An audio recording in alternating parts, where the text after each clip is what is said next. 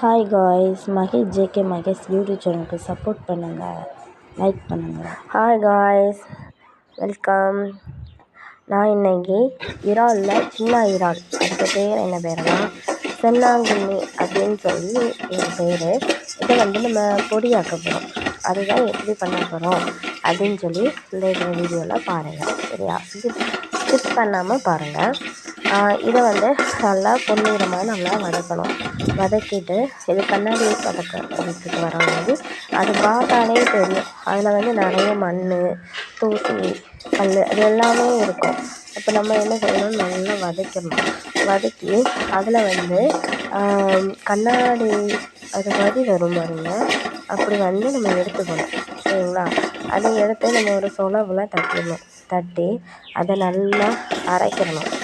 சொலவில் தட்டி அரைக்கணும்.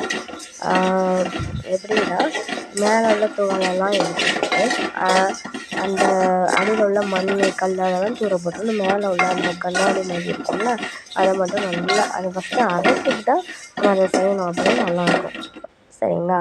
அடுத்தது இதுக்கு தேவைக்கு ஏற்ப இன்க்ரீடியன்ஸ் என்னது அப்படின்னா உளுந்தம்பருப்பு, உளுந்து, அப்பறவு, மிளகாய், சோம்பு, மிளகு, முழு மிளகு, கருவேப்பிலை, ஜீரகம், உப்பு. இதுதான் மெயின் இம்பார்ட்டன்ட். சரிங்களா? இது என்னென்னா மிளகுக்கு தேவைக்கு வத்தலை குறைச்சிடணும். சரிங்களா? வத்தலை குறைச்சிட்டோன்னா நம்ம இதை காரம் கொஞ்சம் கரெக்டான அளவுக்கு நம்ம தெரியும். இதை நம்ம ஃபஸ்ட்டு தாளிக்க சட்டியில் போட்டு நம்ம நல்லா வதக்கணும்.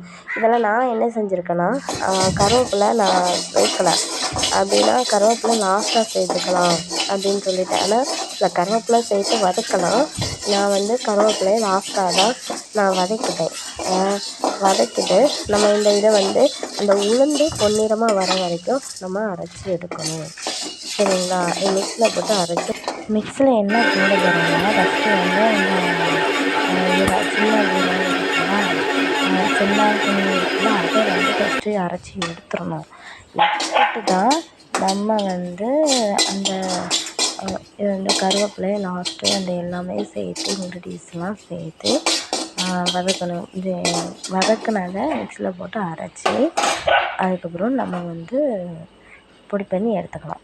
பொடி பண்ணி எடுத்ததுக்கு பிறகு தான் நல்லா மையாக அரைஞ்சிருச்சு. நல்லா டேஸ்ட்டாகவும் இருந்துச்சு. இது உங்களுக்கு பிடிக்கும்னு நினைக்கிறேன். நீங்களும் செஞ்சு பார்த்துட்டு எப்படி இருக்குதுன்னு எனக்கு சொல்லுங்கள். இப்போ எப்படி இருக்குது பார்த்தீங்களா? உப்புலாம் கரெக்டாக போட்டு எடுத்துருங்க. இதில் நல்லெண்ணெய் சேர்த்து யூஸ் பண்ணி சாப்பிடுங்க.